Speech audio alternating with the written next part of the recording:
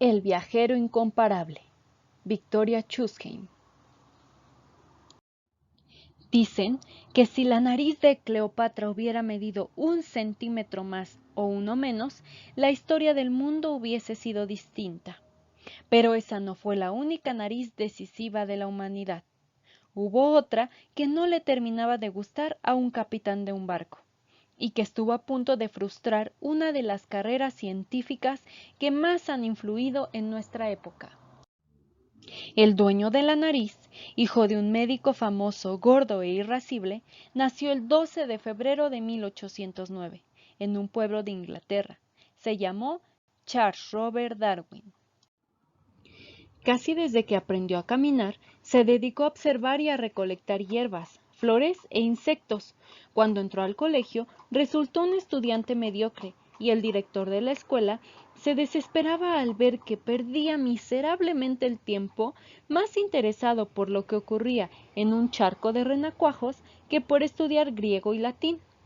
Su padre, hombrón de unos 150 kilos, al que toda la familia le tenía un poco de miedo, le echó en cara que, de seguir ocupándose de la caza, los perros y la captura de ratones, sería la desgracia de la familia. Pero cuando el joven Darwin vio cómo operaban a un niño sin emplear anestesia, porque entonces no se conocía, quedó horrorizado y abandonó sus estudios después de 2 años.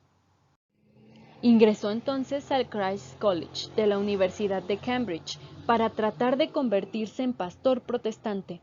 No era un estudiante muy aplicado, ni daba la impresión de tener una profunda vocación religiosa. Pasaba más tiempo y disfrutaba más cazando perdices que inclinado sobre sus libros. Pero si su interés por la vida eclesiástica parecía tibio, su entusiasmo por la naturaleza crecía cada vez más, sobre todo por el estímulo de John Henslow, uno de los maestros que era clérigo y al mismo tiempo profesor de botánica.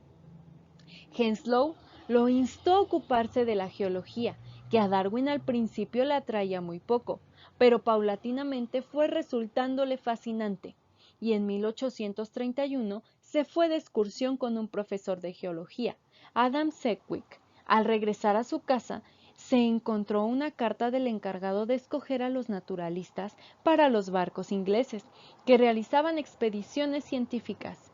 Le escribía para ofrecerle el puesto, sin paga, de naturalista a bordo del barco Beagle, que zarparía pronto para efectuar levantamientos y mediciones cartográficas en diversos lugares del mundo.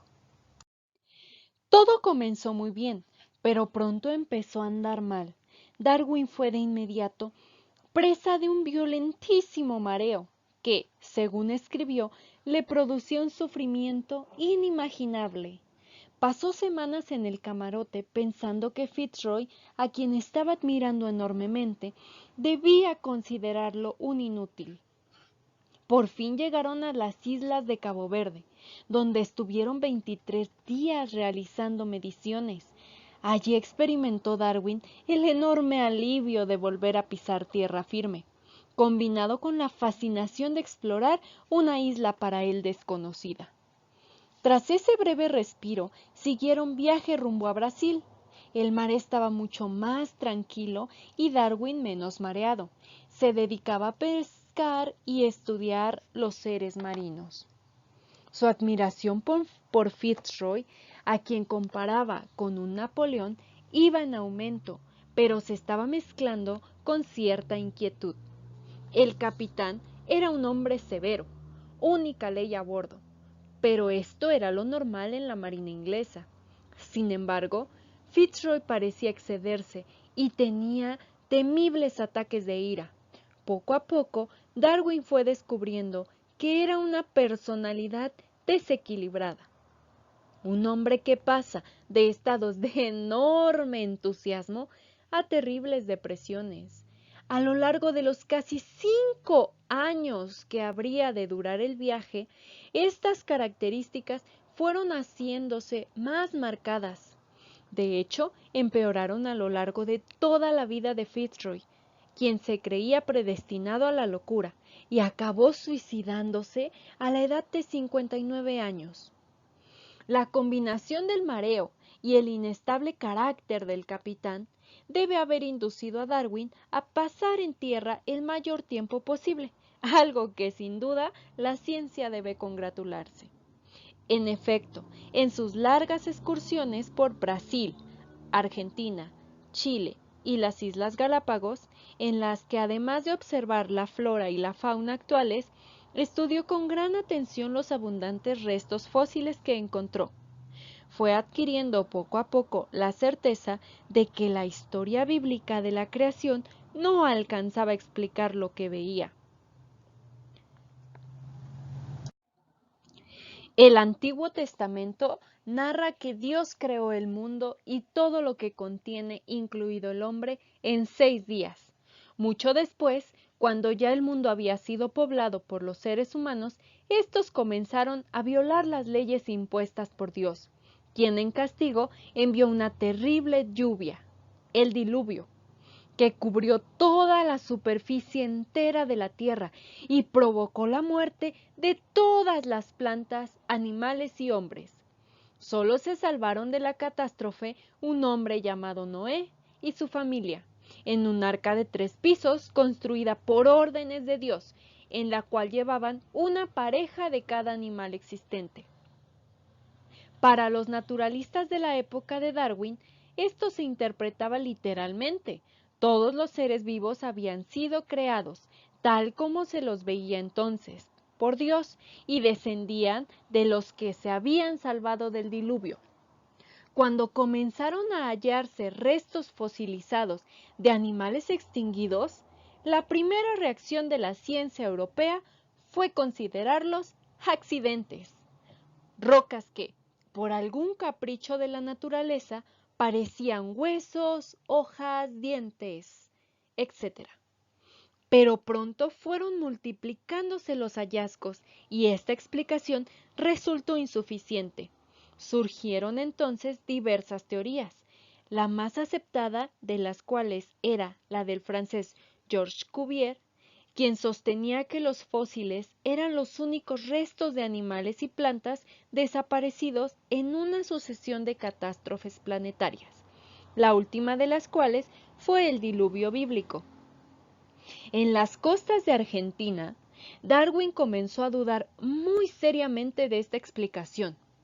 Con un ayudante al que contrató en Sudamérica, Sims Covington, realizó diversas excavaciones y encontró numerosos restos fósiles de distintos animales.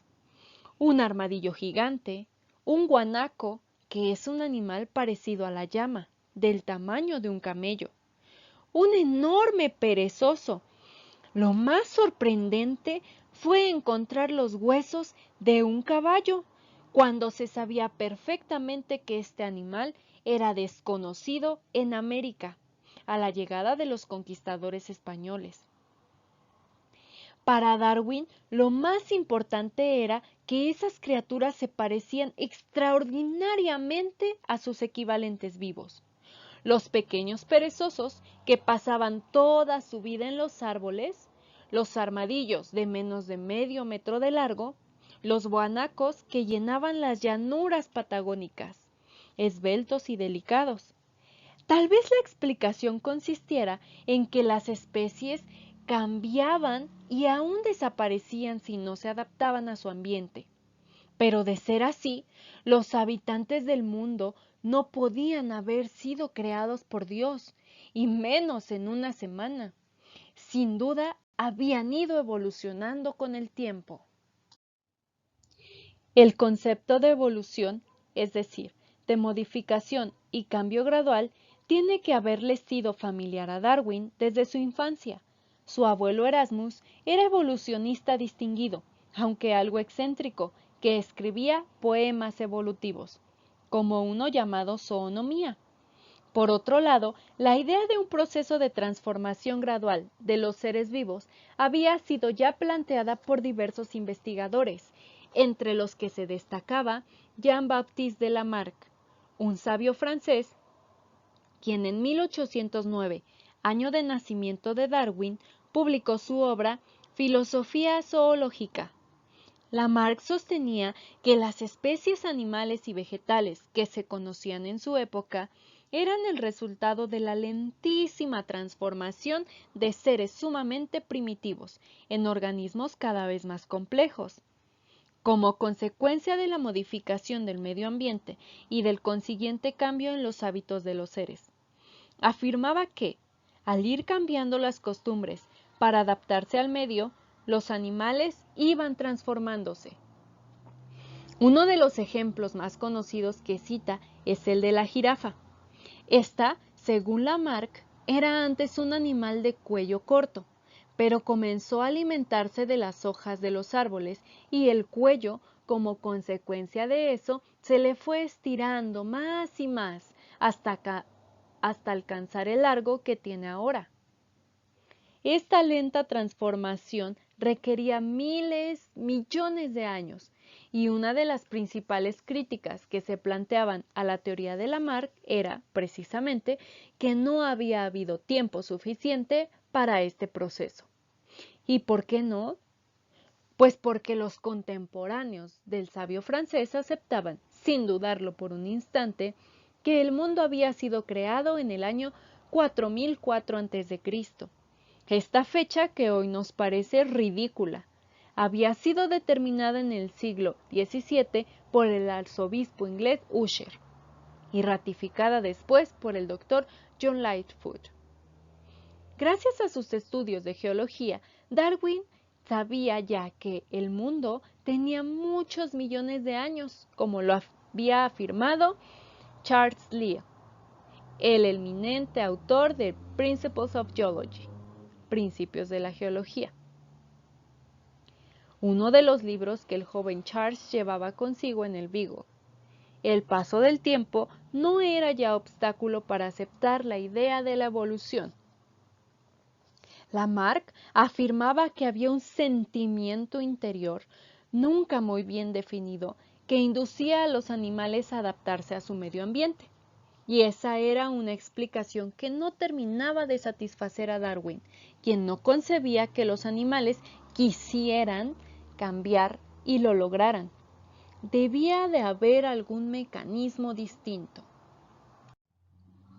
Desde luego, Darwin no discutía esas ideas con el exasperado capitán Fitzroy, quien se había enfurecido cuando el joven científico insinuó que las conchas marinas que encontrara a miles de metros de altura sobre el nivel del mar de la cordillera de los Andes revelaban un mundo antiquísimo y cambiante. Las confiaba a su diario en espera de detectar la clave, el mecanismo por el cual, según sospechaba, se producía el cambio de las especies. Y esa clave apareció en un archipiélago árido y pedregoso, el de las Islas Galápagos. Aunque habrían de pasar muchos años antes de que Darwin hiciera pública su teoría. Galápagos se llama a las tortugas gigantes por la abundancia de estas en el archipiélago, que está en el Pacífico a unos 800 kilómetros del Ecuador, país al cual pertenece. Se conoce a las islas e islotes que lo integran con este nombre, Islas Galápagos. Además de las enormes tortugas y de grandes iguanas que Darwin observó con entusiasmo, le llamaron la atención unos pajaritos, los pinzones de las Galápagos.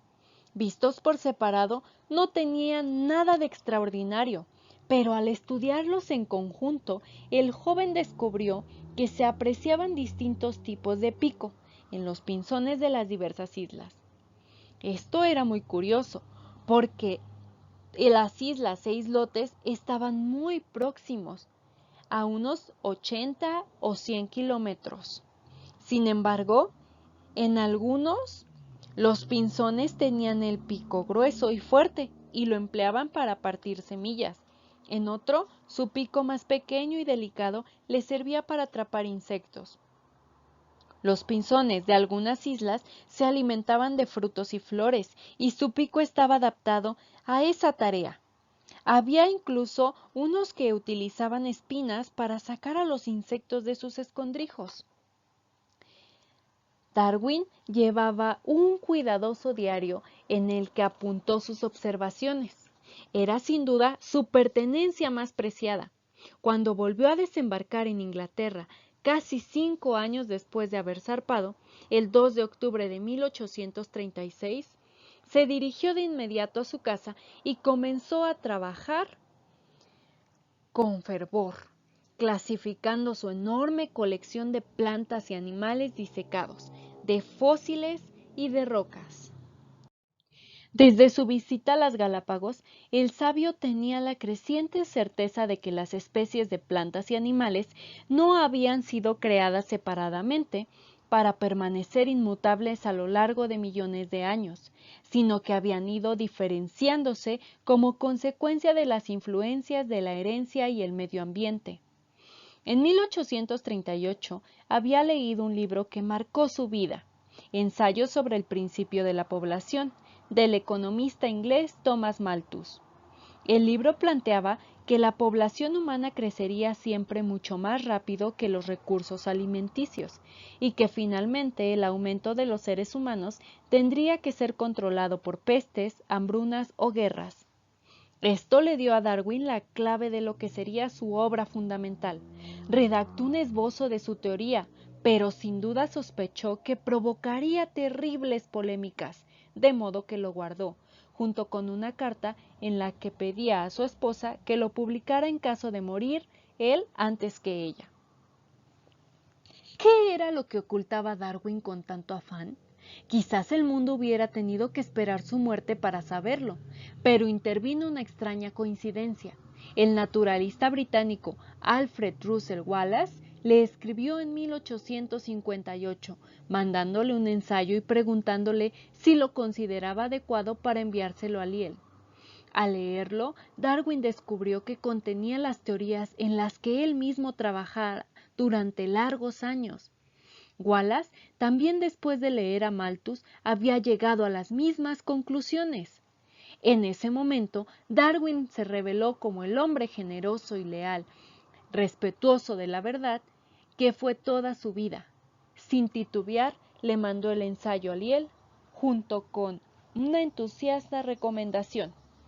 Pero el geólogo conocía bien las teorías del sabio inglés y lo convenció de que presentara un artículo firmado por él y por Wallace ante una academia científica, la Sociedad Linneana, así como de que continuara su trabajo y publicara un año más tarde El origen de las especies por medio de la selección natural o la conservación de razas favorecidas en la lucha por la existencia, que hoy se le conoce como El origen de las especies. La edición de 1250 ejemplares se agotó el mismo día de su aparición. Le ganó a su autor el título de El hombre más peligroso de Europa. ¿Cómo llamar peligroso a ese naturalista enfermizo, recluido siempre en su casa de campo y entregado a la observación de escarabajos y palomas, coliflores y margaritas? ¿Cómo temer a alguien que se esperaba tanto de la vida, que había abandonado incluso su vieja pasión, la caza? Es que hay tantas ocasiones en que las ideas son más temibles que las armas. Darwin atentó contra una de las más grandes fuerzas de Europa, la Iglesia, que daba una explicación religiosa de la vida, y aunque ya lo habían hecho otros antes, sobre todo Lamarck, nadie logró la difusión de sus ideas con tanta velocidad y con tal vigor. Darwin proponía simplemente que los seres vivos cambian sin cesar, adaptándose a las condiciones de la vida de su medio ambiente a través de lo que llamó la selección natural, una constante batalla por sobrevivir y dejar descendencia, de la que triunfan los que logran reunir ventajas adaptativas. Y esto ocurre gradualmente por la acumulación de minúsculas modificaciones y no por grandes cambios repentinos. La naturaleza no da saltos, repetía Darwin. Aprovecha pequeñísimos cambios que otorgan a un organismo una ligera ventaja sobre otros que lo rodean, en lo que llamó la lucha por la vida. Los seres vivos no fueron creados por Dios tal como hoy lo vemos, sino que son el producto de millones de siglos de evolución, adaptación. De un plumazo desaparecían los 6 días de la creación, Adán y Eva y el arca de Noé. Darwin sabía que sus colegas se resistirían a aceptar la teoría del origen de las especies, pero confiaba, y con razón, en influir sobre los estudiantes y los naturalistas jóvenes. El origen de las especies siguió vendiéndose y modificando, no solo a las ciencias naturales de su época, sino toda una concepción del mundo. Su autor, repudiado por muchos, era ardientemente admirado por otros.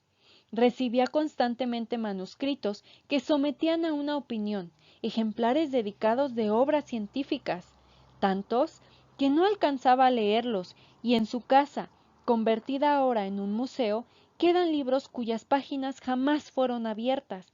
Algunos alcanzaron después gran fama, como El Capital, que su autor Karl Marx le envió con una calurosa dedicatoria. Entre ellos, irónicamente, había uno que le daba a Darwin la clave, largamente intuida y buscada, del mecanismo de la herencia. Era obra de un desconocido monje austriaco, Georg Mendel, quien habría descubierto por qué los seres vivos pueden transmitir sus características físicas intactas a lo largo de innumerables generaciones. Mendel sentó las bases de una nueva ciencia, la genética, que nos permite comprender al fin por qué ciertos grupos de rasgos se heredan juntos, por qué surgen cambios que pueden heredarse en los seres vivos, por qué, en suma, se produce la evolución. Tristemente, Darwin murió el 19 de abril de 1882 y fue enterrado en la abadía de Westminster, donde descansan los hombres más ilustres de Inglaterra. Ese fue, sin embargo, el único homenaje que le rindió el gobierno, cuyos más altos dignatarios rechazaban sus ideas. Al naturalista mareado, del Beagle, al viajero incomparable que cambió para siempre el rumbo de la ciencia, Charles Robert Darwin.